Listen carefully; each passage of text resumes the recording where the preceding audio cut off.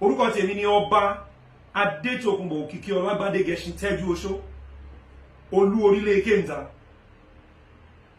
adábọ̀yìn lèmi ìran jagunjagun ni mí jagunjagun ni bàbá tó bí mi lọ́mọ àwọn ọ̀ràn bàbá tèmi ló ń pè ní adábọ̀yìn ní pópó ọwá àyìnbọn bu àníjù ọlọ̀tẹ̀ ògbórí ògèdèǹgbé ìran jagunjagun lèmi ìran jagunjagun ni mí. Mo rí fídíò kan lánàá tí wọ́n fẹ́ arrest olóyè Sunday Igboho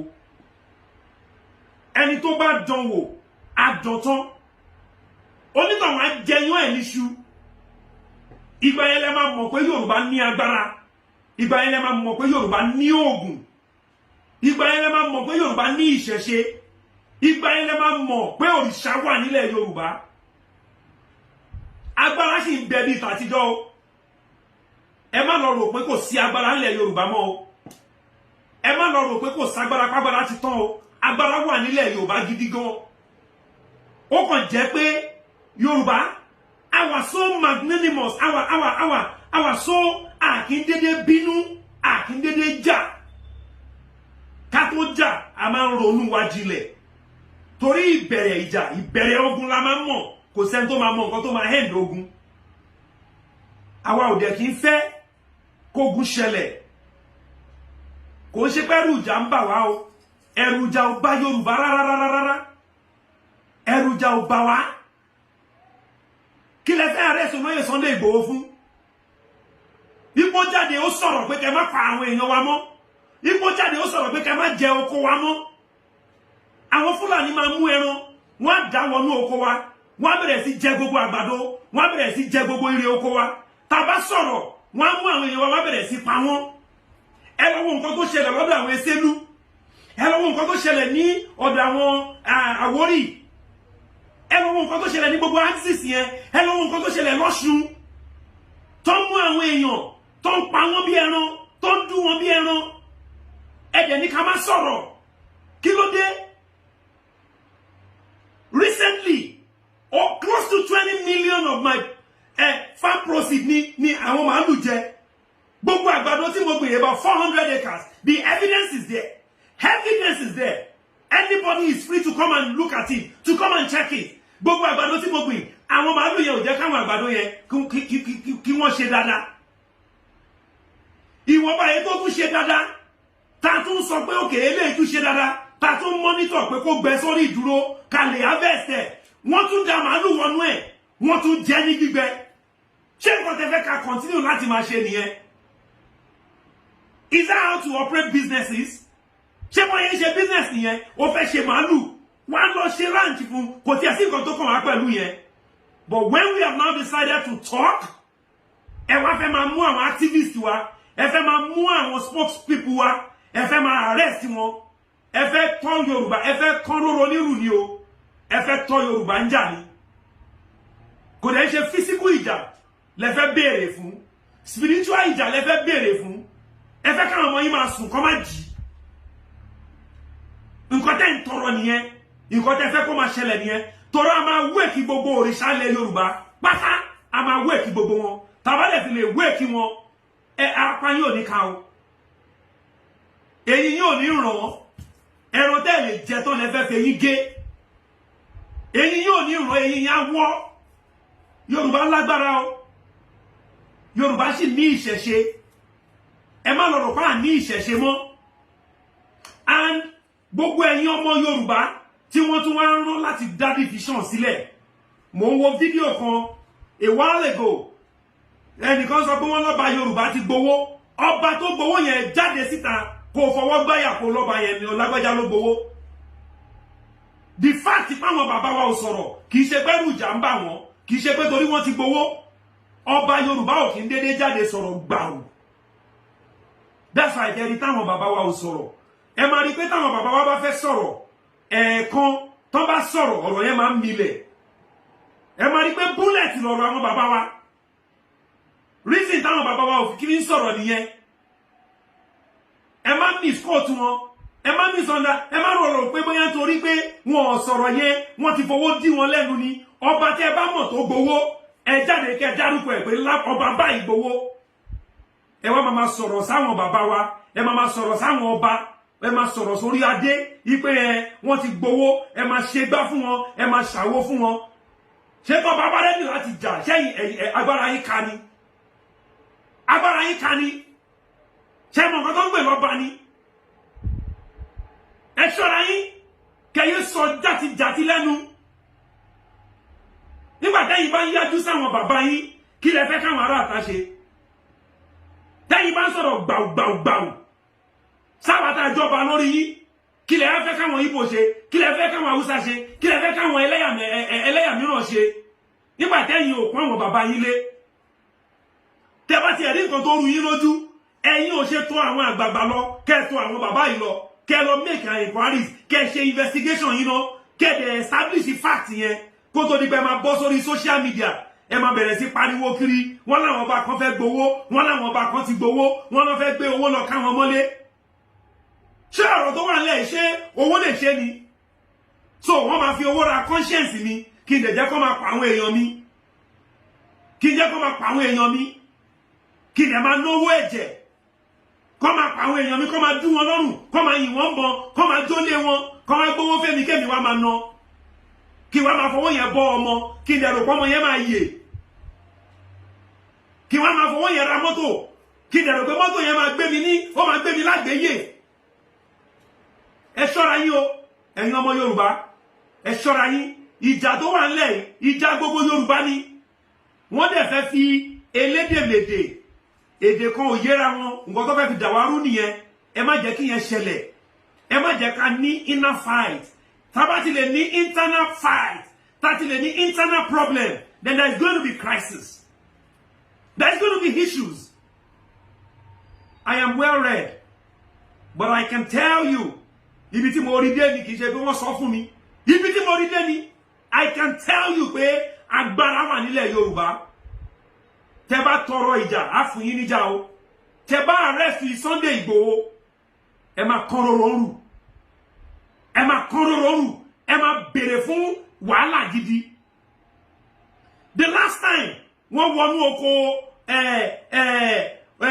Chief Wọlé Ṣóyínká gbogbo forest wọn ti bà gbogbo ẹ̀ jẹ́ gbogbo àgbàdo mi náà jẹ gbogbo ẹ̀ over 400 acres 20 million worth of kini tí mo expect pé máa rere lórí ẹ̀ àìmọye over 2 months ni bulldozer lọ nínú oko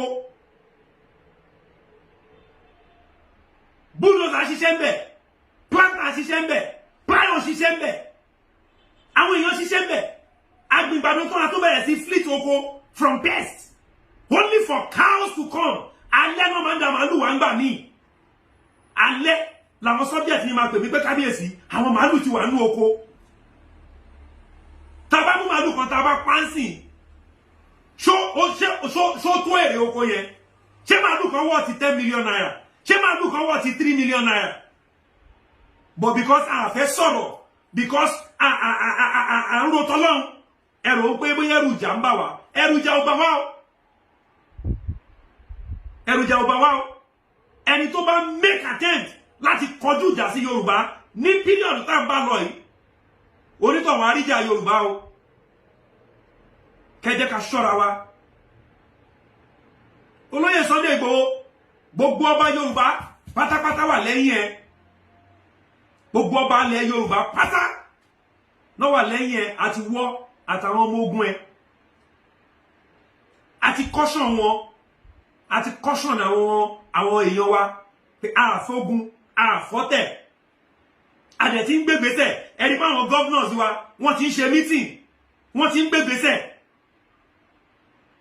àdẹ̀ ń dúró a fẹ́ wo outcome peaceful meeting tó ń ṣe yẹn wọ́n ń ṣe meeting pẹ̀lú àwọn counterparts wọn láti north day in day out every now and then láti wá possible best to these issues possible way out but ẹ bá feel pé ẹ lè bọ́ síta kẹran DSS kẹran sójà ṣebí sójà tó bá mórí lójú ogun ló máa yìnbọn ṣebí sójà tí túlù ò bá pa ló máa yìnbọn ṣọ́ra yín o iyẹ̀pẹ̀ lásán ohun ìjà ni fún wa nílẹ̀ Yorùbá iyẹ̀pẹ̀ omi lásán ìjà ni kò síbi tí ọwọ́jà Yorùbá ò lè dé àfi ibi tá fẹ́fẹ́ ò bá dé àjàmámà àlàní wa. We don't start easily. But the moment we start, it will be very difficult to stop us. So ẹ fẹ́ ká lajú wa sílẹ̀, kọ́n continue láti máa pa wọ́n. Ẹni bó ṣe pa wọ́n ní Ìbàràpá. Ẹ wo àwọn ẹ wo máa tó wá láti abroad yẹn. Wọ́n dẹ̀ Daniel Egbodo. At the peak of his career, at the peak of his life. Wọ́n pa mọ́ bàbá ẹ̀ lójú. Ẹ fẹ́ káwọn ọmọ yín, ẹ fẹ́ káwọn ọmọ máa kú mọ́ bàbá wọn lójú. Ṣé nǹkan tẹ́ fẹ́ nìyẹn? Àwọn ò ní gbà yẹn fún yín lẹ̀ Yorùbá. Ṣùgbọ́n kò ń ṣàgídí, kò ń ṣèjà. Ẹ má tọ́ wa níjà. Ẹ má tọ́ wa níjà o.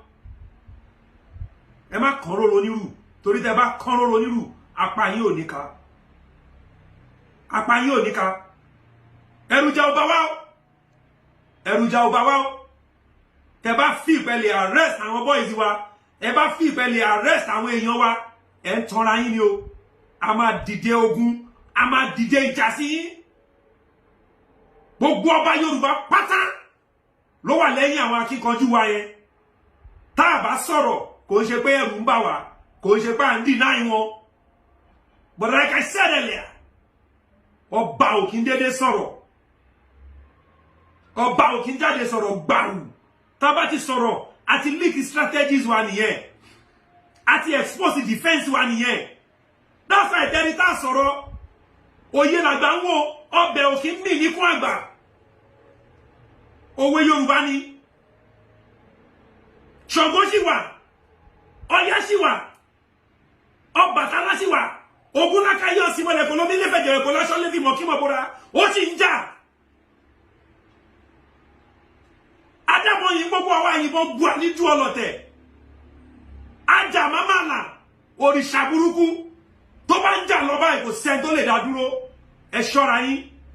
Ẹ má yẹ ká wéèkì gbogbo òrìṣà ilẹ̀ Yorùbá sí yín o. Ẹ ṣọ́ra yín o. Ẹ ṣọ́ra yín o. Ẹ ṣọ́ra yín o. Kò sí ẹni tó gbowó lọ́wọ́ ìjọba kankan. Ẹni tẹ́ bá dẹ̀ mọ̀ tó gbowó, ẹ jáde kẹ́ mention orúkọ ẹ̀ pé ọba báyìí ló gbowó. Ẹ ṣọ́ra yín o. Ẹ má dẹ̀ rí àwọn bàbá wa fín. Ẹ má rí àwọn ọba aládé fín. Èmi ọba kékeré yẹn lè rí mi fín. Tó bá rí mi fín tí bá fún ẹ láfọ̀ṣẹ, tí bá fàfọ̀ṣẹ ṣe wàá yá wèrè lẹ́sẹ̀kẹsẹ̀. Eléyìí ò ń ṣe pé go come. Ká tó wá sọ pé àwọn ọba ńláńlá. Ẹ rò pé kí lẹ rò pé ń pè lọ́ba? Tí ò bá jẹ́ wọ́n ti bà ṣẹ̀ṣẹ̀ jẹ́, wọ́n ti bà ìṣẹ̀dálẹ̀ jẹ́, wọ́n ti brainwash wa, wọ́n ti fi Christianity àti Islam, wọ́n ti fi brainwash wa. Wọ́n kọ́ church káàkiri, wọ́n kọ́ mosque káàkiri. Nǹkan tí ó sọnù làwọn ọmọ wa wá kiri. Wọ́n máa lọ church àárọ̀ Monday, wọ́n lọ máa expect miracle. Òyìnbó tó gbé Christianity wá gan, wọ́n gbà wèrè ẹ̀ tó gbogbo àṣẹ gbà wèrè ẹ̀. Wọ́n ti deceive wa jìnà. Wọ́n jẹ́ ká mọ̀ pàgbára wà nílẹ̀ Yorùbá mọ́. Ìlú òyìnbó lẹ́ni ti kàwé. Ṣùgbọ́n I can tell you pé agbára wà nílẹ̀ Yorùbá. Mo ti rí ní. Mo rí ní. Mo dẹ̀ ní. Ẹni tó bá fẹ́ díà ẹ̀ kó lóun díà mi. Kó lóun díà mi. Ẹ má bá wọn ọmọ wa jà o. Ẹ má arrest àwọn ọmọ wa o. Ẹ má arrest àwọn ọmọ wa rárá. Ẹ má dán wò. Tẹ́ bá ra wọn bàbá tí wọ́n sọ̀rọ̀. Tẹ́ rí àwọn ọba tí wọ́n sọ̀rọ̀. Tẹ́ ra wọn baálẹ̀ tí wọ́n sọ̀rọ̀. Tẹ́ ra wọn joyè Yorùbá tí wọ́n sọ̀rọ̀. Ẹ̀rù ìjà kọ́ ló ń bà wọ́n. Àánú wọn ṣe yín ni. Àbá àánú yín dẹ̀ ṣe wọ́n ni. Àánú yín ló ń ṣe wọ́n. Torí tá bá tú àwọn ọmọ wa yẹn sílẹ̀, apá yín ò lè ká wọn.